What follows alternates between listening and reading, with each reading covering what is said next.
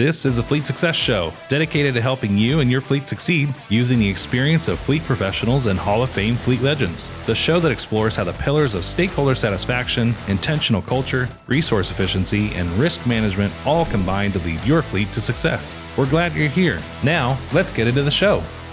Hey, welcome back for another episode of the Fleet Success Show with your hosts, Josh Turley, Marc Canton. How you doing, Josh? Good. Welcome.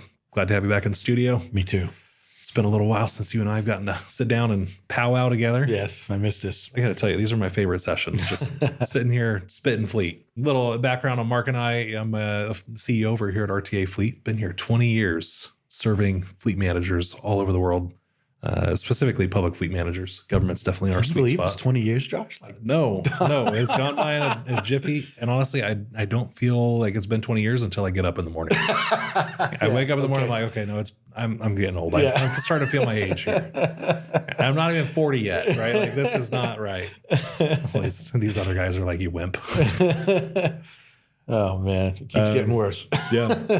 But Marc, you've been obviously in fleet for a long time. Mm-hmm. Done a lot of analysis on a bunch of different fleets, as well as ran your own fleet for a little while at Fordham. Right. So definitely been around the block. And 2024 has been one for the record books, I feel like. What a year. I feel like we say that every year. Yeah, every year true. we say that. And I'm sure if we talked to somebody that, in the 1980s, it'd have been like, man, you wouldn't believe what happened this year, Right. Yeah. But yeah, this year has just been, it seems like it's been just crazy. Certainly interesting. So we wanted to kind of go through 2024. It's the end of the year. We're turning over the calendar. 2025 is upon us. And, we're looking ahead already. What's coming down the pipe? What are we excited about? But as we celebrate the new year, we kind of wanted to talk through as a fleet manager, but maybe just, somebody that lives in this country. Obviously, just a crazy year for change. Yeah. So we were thinking about all the things and all the shows that we've been to this year. I know you and I, like, we've gone to NTEA, NAFA, GFX, FleetCon, APWA, AEMP. Like, we had people FLAGFA. everywhere. I mean, yeah, we hit a lot of shows. Yeah. And I think we're planning on hitting more in 2025. Yeah, it's like 35 or something like that. It's nuts. Yeah. But I know we've been speaking a lot on the speaking circuit. Right. And, which is obviously something we're very passionate about. We love, sharing and speaking. Which anybody who listens to the podcast knows we have the gift of gab. Yeah. We talk a lot. But it's been interesting to see. Obviously, there's been a lot of trends I've seen in the topics that we're speaking about, but also in general. Yep. Just in conversations we're having on the floors, going out and visiting with clients. There's been a lot of changes that have happened this year.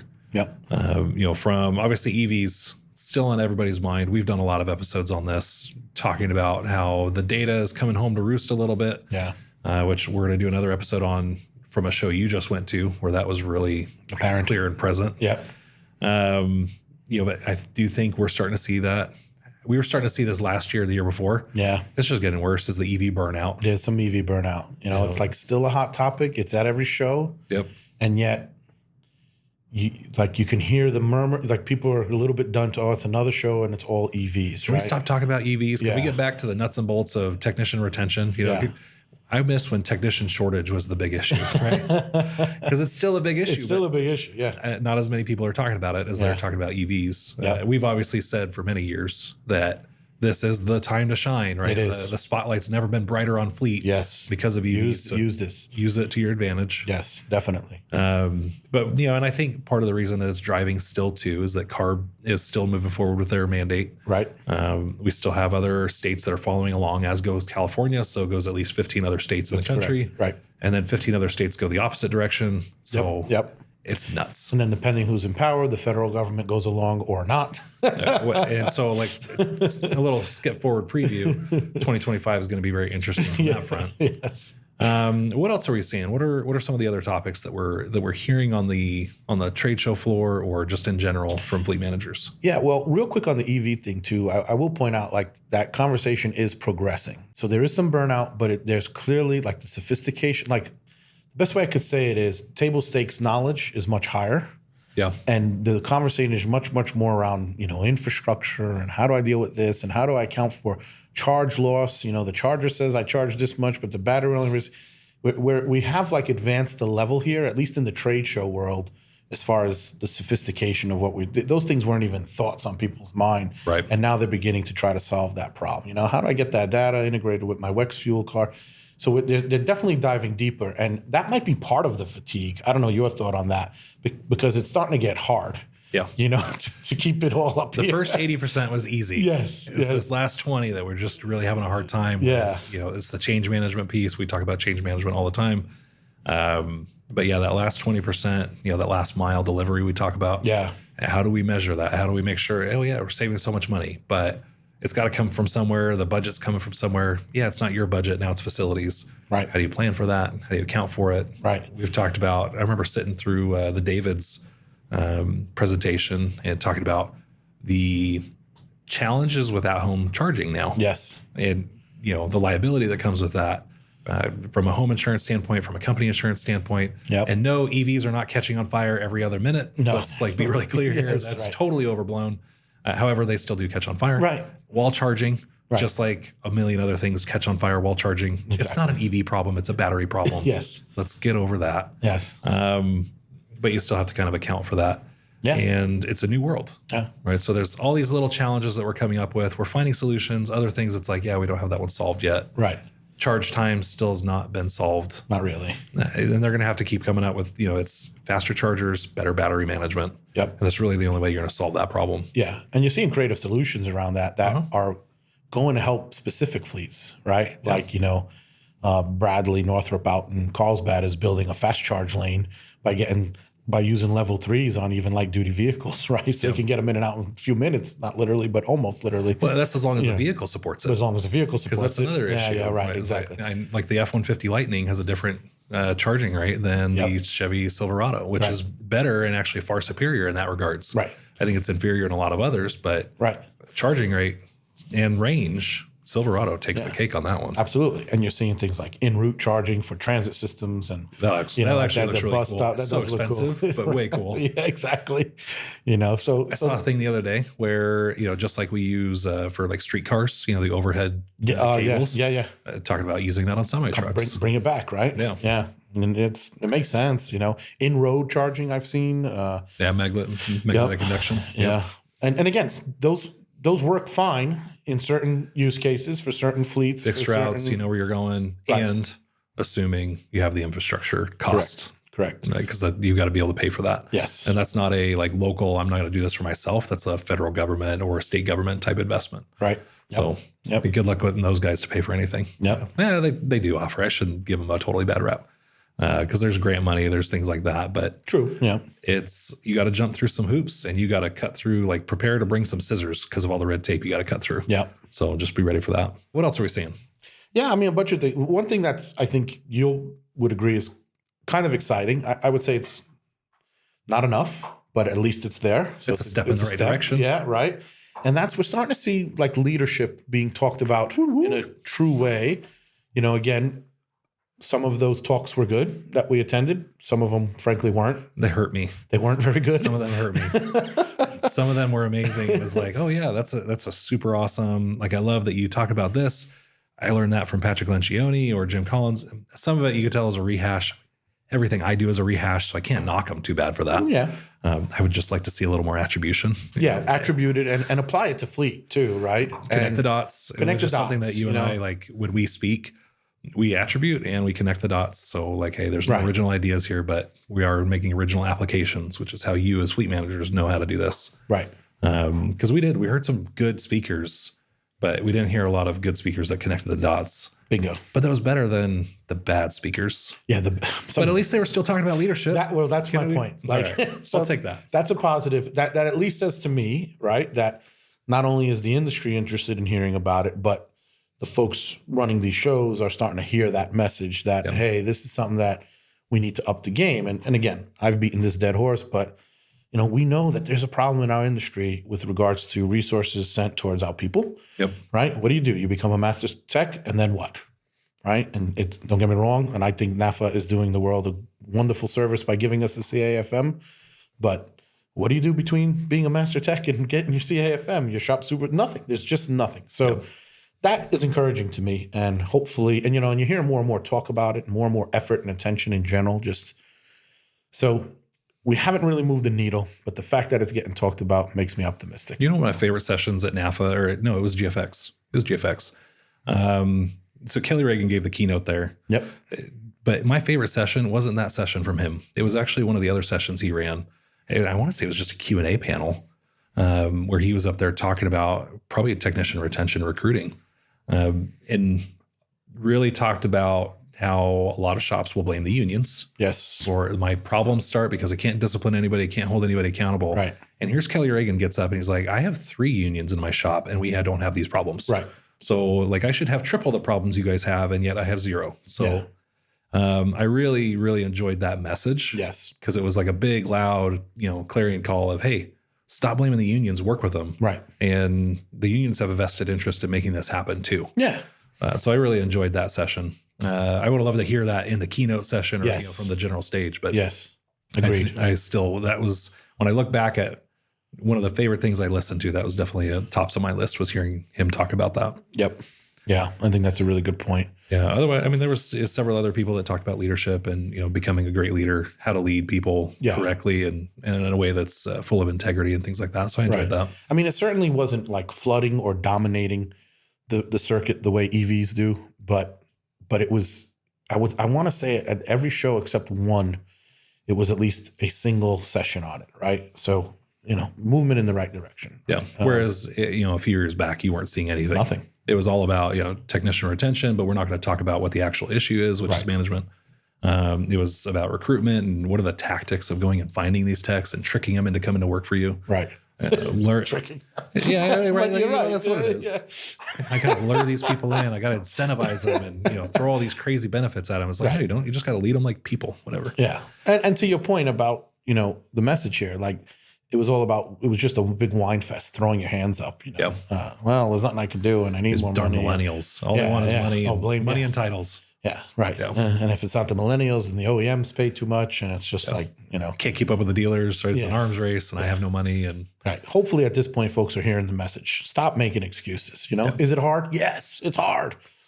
There are solutions, though. Yes. And I will tell you, like, I'm making a concerted effort. I would really love to get in front of government HR managers in California. I have heard loud and clear from all of you in California about how tough and difficult it is to get HR to approve and make some of the changes that we know they need to make.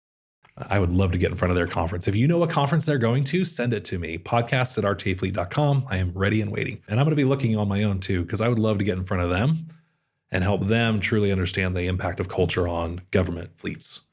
A little on government fleets, but shoot, man, government accounting, your Department of Health and Human Services, everywhere. This is a global lesson. But I heard from 2 or 3 fleet managers that, I try to do this, but HR is basically, they cut me out of the hiring process.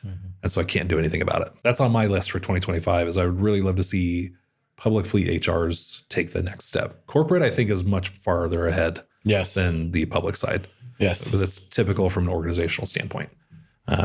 But I know I would love to get out there and advocate on your behalf as public fleet managers with the HR people. Yeah. They really do need to hear this message. They do. So they do. Yeah. There's a few. I mean, obviously, folks are still struggling with data. They're still struggling with information overload, with technology in general. I think there's still, I would argue that the industry still doesn't recognize sort of a core thing that we talk about here, which is, this new technology. I'll pick telematics. It's great. It's wonderful. Can do all these things for you. But if you still can't calculate what your technician productivity is in your FMIS, you're not going to do anything with that telematics, at least not on the fleet side. Your operations folks may have a need for it. That's fine. But, this expectation that technology is the cure-all without the plan. And you're starting to see that message more. Obviously, we give it, but we just spoke about it a few weeks ago on our data overload podcast. So if you want to learn more about that one, go there. Yeah, please go there. But on the circuit, it's still more about, look at all the wonderful things technology can do for you. And now what? Right? Yeah. Like the fleet management world are not IT professionals. They're dependent on IT professionals who are not at that conference. So there's a dot that I think the industry still needs some connecting with. Another one that jumps, I guess I jumped over to what's not being spoken about, so forgive me. Yeah, that's all right. If we can bounce back and forth. But The one that's not being spoken about that we speak about, I'm sure, we talk about this before. We have our feet in two industries, right? We're a software provider and we're in the fleet world for sure. And if you look at our roster, we're filled with fleet professionals. On the software side of our life, though, AI has been a conversation for years now, right? It's coming, work on it. It really took a leap with ChatGPT launched in, 2022, 2023? Yes. I feel like it's dog years. Man, right? It feels like it's 100 years since then. Yeah. But yes, that's exactly right. Yeah, and I think that is when it was, because I remember some of the employees that were around at that time and when they left, kind of a thing. So yeah. And I got to tell you, I heard it other than our Connect conference, where we spoke about it a couple of times. I saw one other talk about it at one other conference, and even conferences I don't go to. I read, what the sessions are. Give credit. I'll tip the cap to Fleet Forward, Chris Brown over there, Bobbit. And their introductory keynote, I believe, don't hold me to this, I want to say it was from Geotab, and he was talking about AI, right? And then it didn't get discussed again for the rest of the conference. And it wasn't, what's nice about going to a conference, and this, is yes, this is what's happening in the sessions, but what's the coffee speak? What's the water cooler speak, right? What do we have in common? That's a big piece of. It's one of my favorite things about going to trade shows. Yeah. It's like just so much good information comes just from the water cooler talk. Yeah, exactly. Talk on the floor. Right. Yeah. I don't think there was another, maybe, there was some momentum and no more AI. And so I would argue, again, this is a message we're bringing to the world, but AI, guys, the same thing's going to happen that happened with big data. Fleet folks, listen to me. Okay. The rest of the world will move forward and have it be part of their everyday life. And you're going to be years behind trying to catch up, trying to integrate it into your workflow and the various things that you do. So I have a theory about this. Pause on this, please. And go ahead. I have a theory about this, right? And I think a lot of the reason why, from a technology standpoint, technology is its own thing, but just from hey, here's a new best practice. In fleet managers, we struggle with it because we are drowning in best practices. Right? Interesting. We have so much to do and so many things to do, and we're barely surviving as it is. And here we're going to throw in another thing for you. Now, mind you, this thing could be super helpful and could alleviate a lot of the time demands that you have, but it takes time to learn that. And we struggle with investing the time in ourselves to learn the new best practice and implement a new best practice. It's definitely true. It's half the reason why, I just posted about this was when FMIS implementations fail, is because we couldn't give it the time it needed to make it good, right? To do the things, fix the process, fix the culture, fix something, right? Because it's not the technology that's usually a problem. It's a people problem. Right.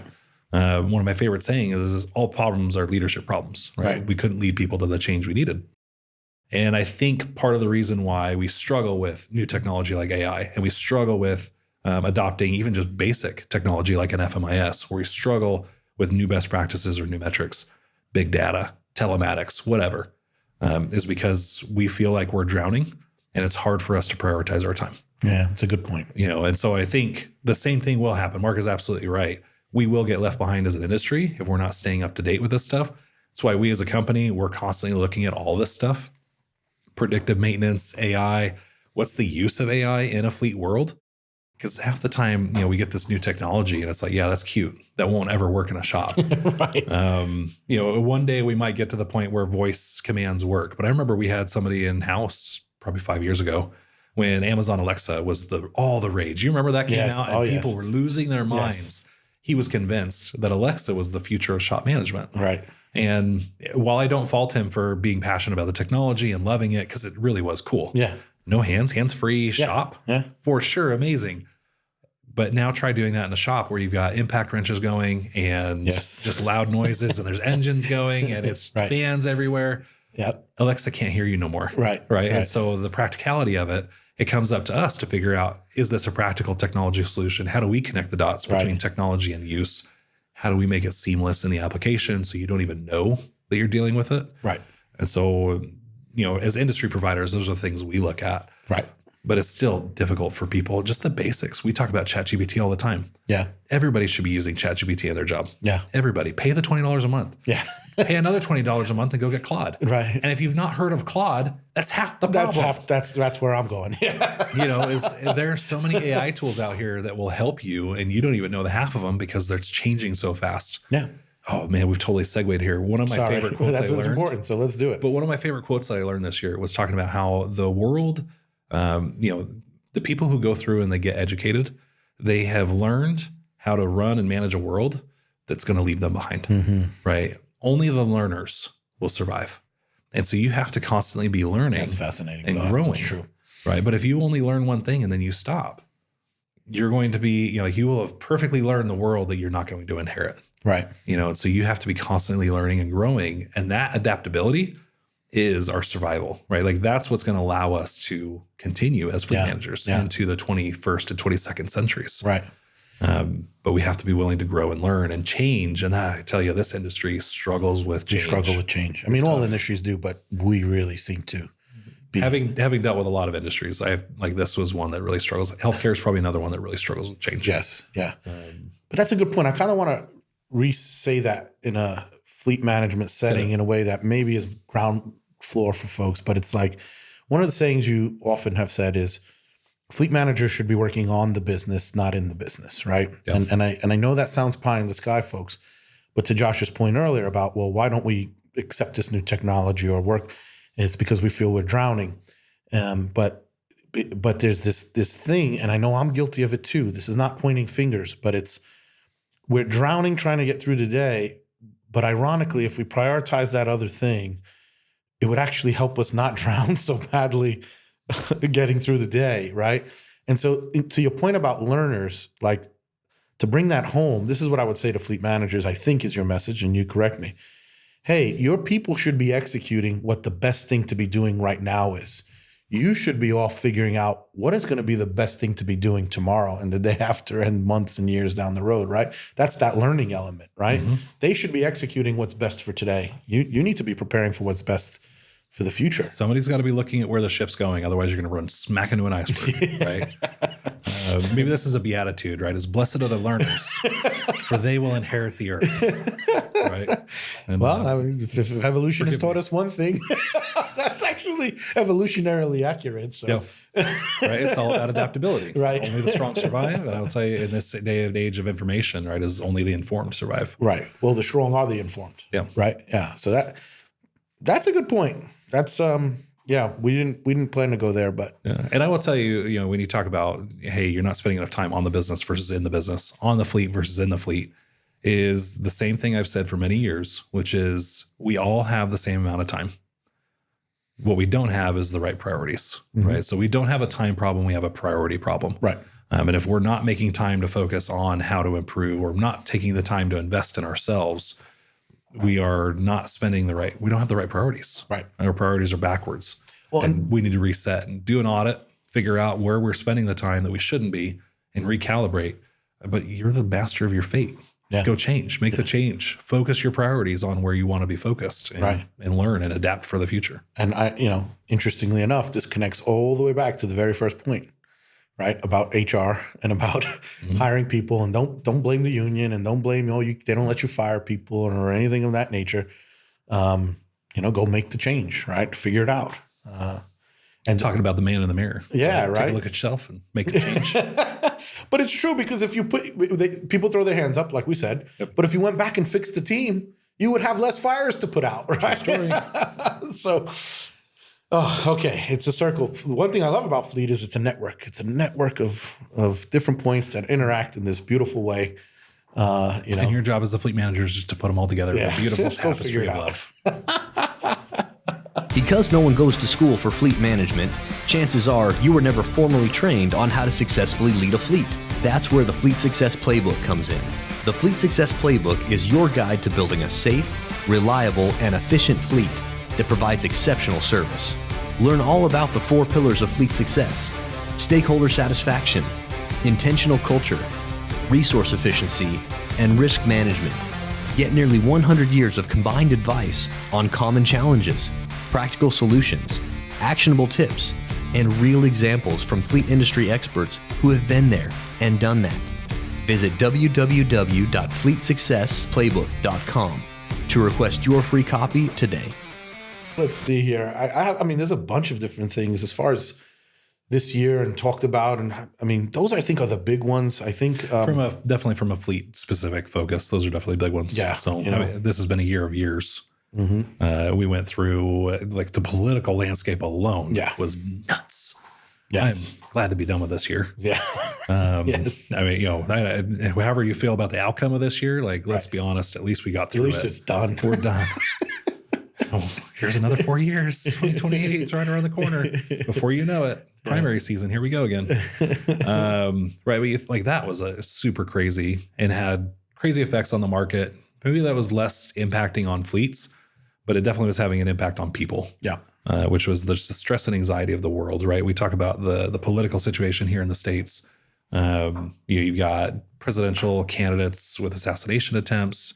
You've got them dropping out of races. You have last minute, just bringing in a contender, and the maelstrom that just surrounded all of that stuff between those two candidates. It was nuts. It was absolutely crazy, right? Yeah. And other podcasters are out there giving advice on how to handle dealing with the person who doesn't vote the way you vote at Thanksgiving. Like, when did we move on from that? Just mind explode. Like, we just be calm and decent, sensible people. But that's been the world. I think ever since 2020. Yes, that's the been anxiety of the world has ratcheted up. Yep. And we have trouble dealing with setbacks and resilience and all that stuff. Yeah, that's true. And I'm hopeful for this generation coming up, because man, they're just going to have gone through so much that nothing's going to rattle them anymore. Yeah, well, that'd be nice. That'd be cool. That'd be really cool.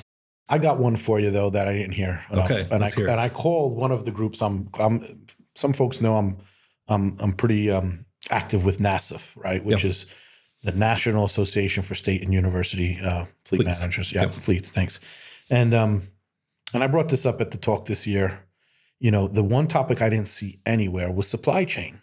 And they go, well, we don't. That problem seems to be fixed, right? So why would we be? Because that was all people were bitching about, right? Are we allowed to say that on podcasts? Unless you're Ford.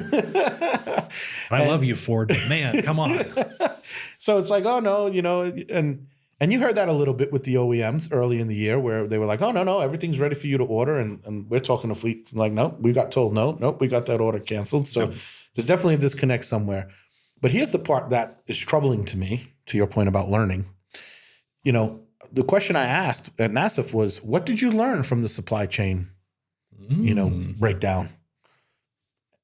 Crickets, right? And I'm not picking on anyone, because I don't think, that they're guilty of it. But, if you haven't learned anything from it, then guess what happens the next time? I tell you my number one learning from it. Please. You're going to be very proud of me, Mark. Okay.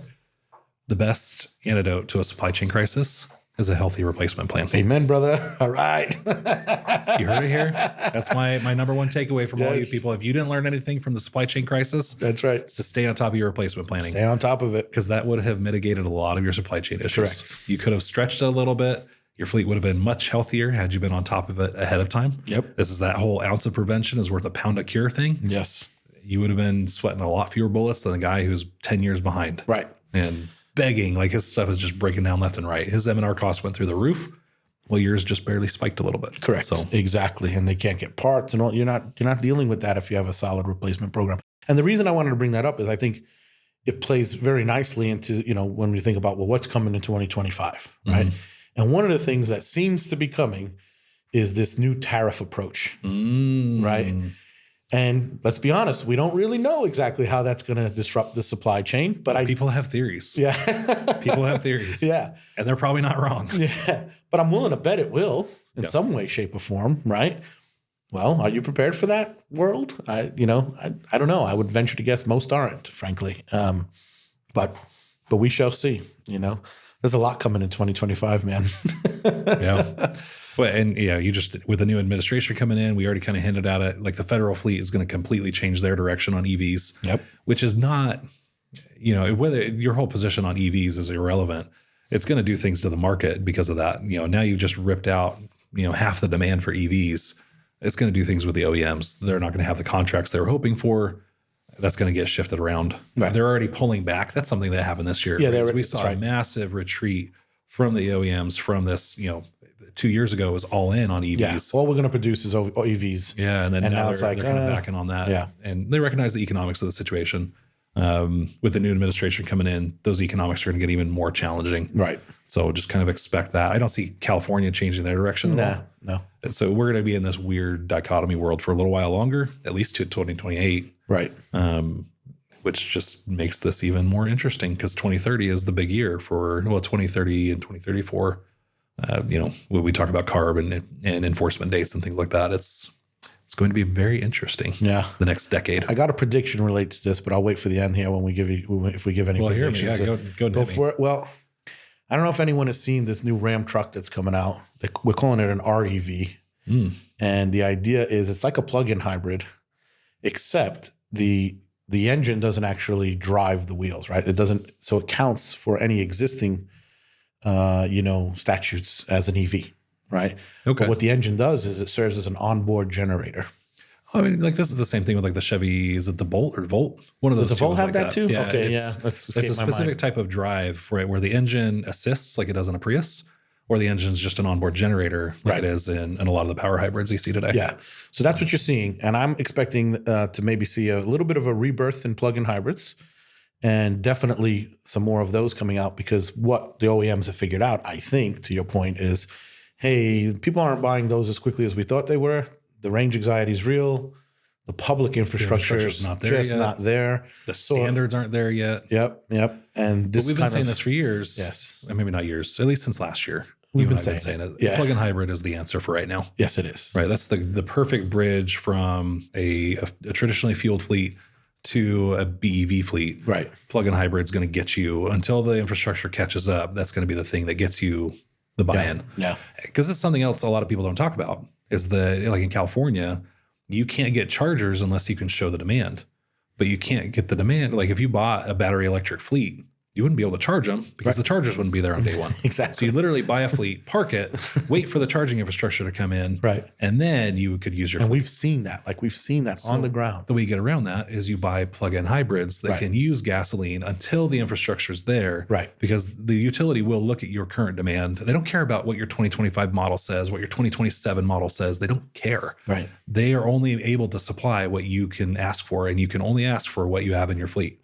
And so the only way to get around that is, hey, we're going to buy plug-in hybrids, and then that's going to that helps bridge the gap. And certainly you can give them a plan, and there's a lot out there, and you can show them what again, it comes back to that discipline around replacement planning, so you can show where you're going to buy EVs and what your demands are going to be and so forth and so on. But what's neat about this approach though is I think that those vehicles have much larger battery capacities and therefore much longer battery ranges than the PHEV technology that as it is to place. So that might be sort of the next missing link, let's say, on the way towards pure BEVs. Potentially. We'll see. We'll see how it goes. Cooler, like those onboard generators if we're running renewable diesel. Oh, that would be sweet. Biodiesel, right? Because like you could do renewable diesel. Now you actually have something that's sustainable. I mean, heck, we know that diesel puts out way more torque. And I don't know like generator statistics, but I know. Does that matter or not? Right. Yeah. Diesel propane generators are absolutely a thing.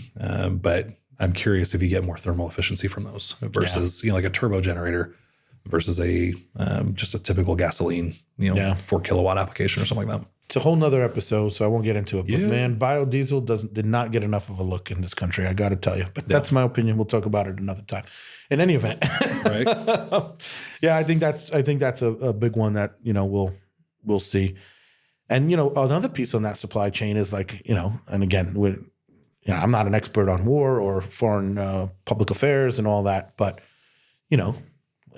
it doesn't seem to be an end in sight to Ukraine, to multiple issues in the Middle East. And all of those are going to affect oil prices and what are you doing right now to hedge against potential spikes? Now, Trump says he come in and he's going to get everybody in line.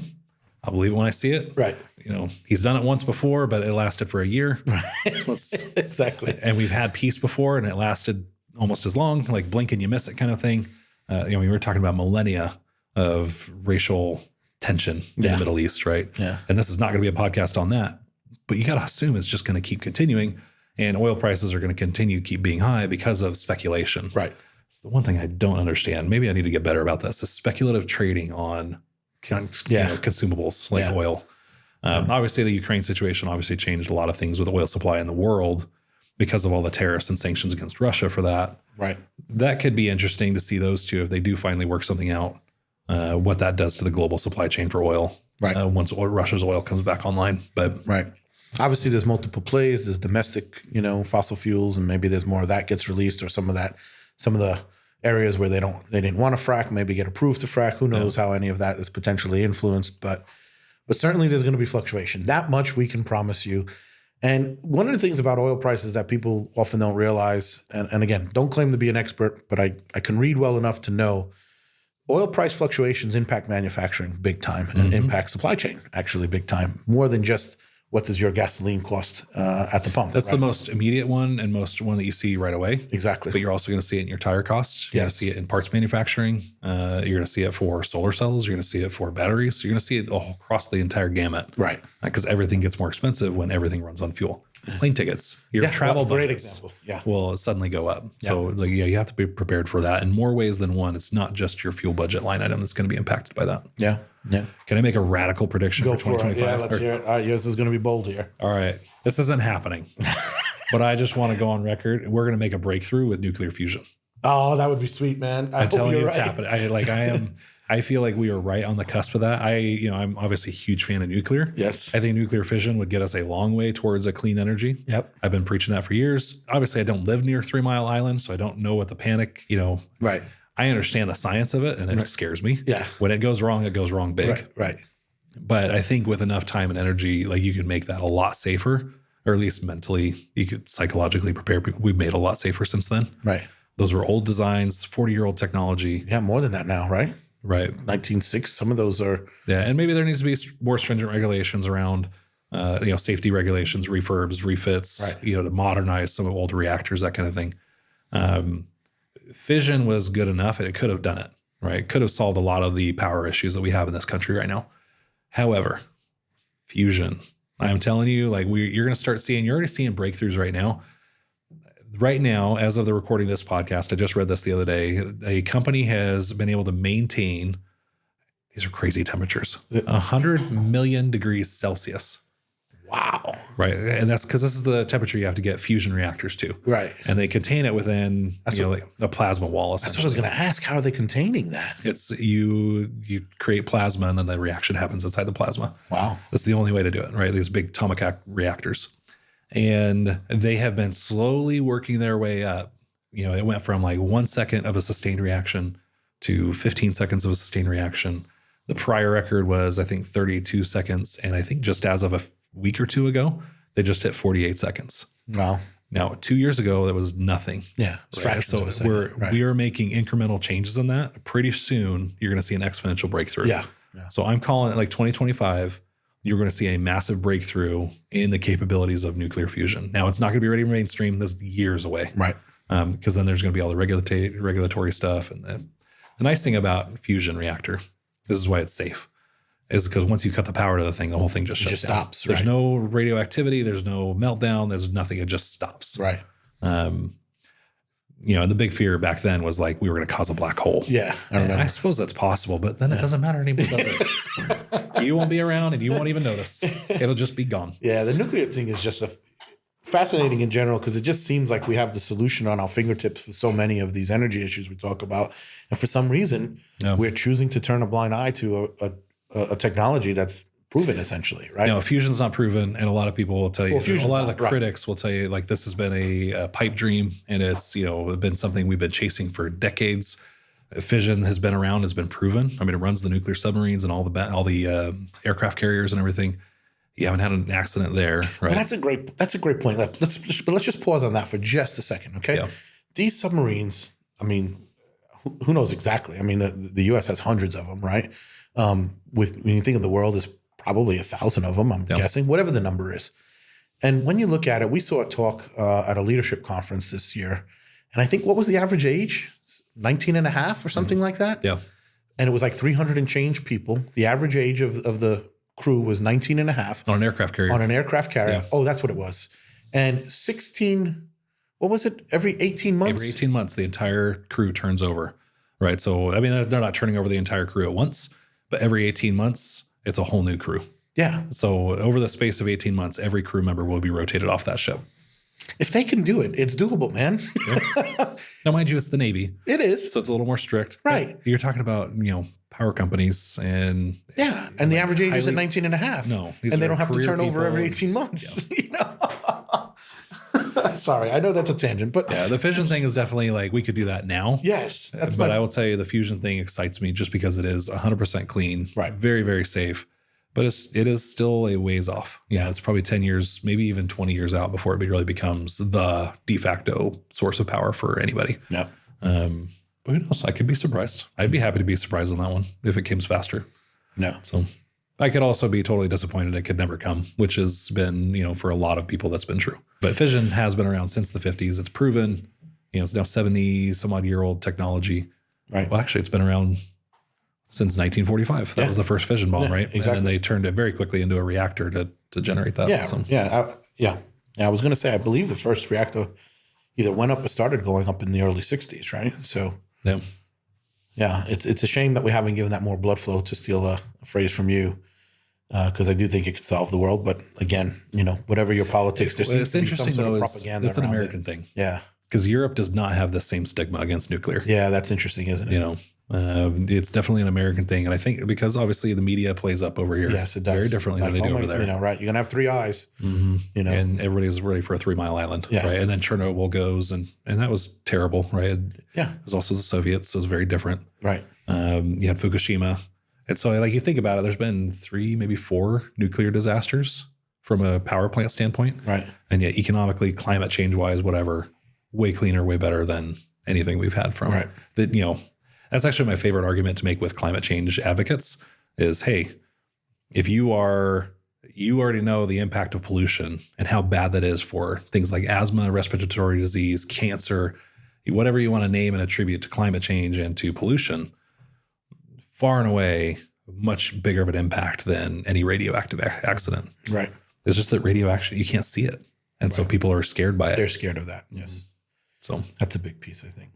But if you overcome that and, who knows, 2025 could be the resurgence of nuclear energy, especially if Trump really wants to get energy independent. Yeah. You could definitely see a massive way to do that.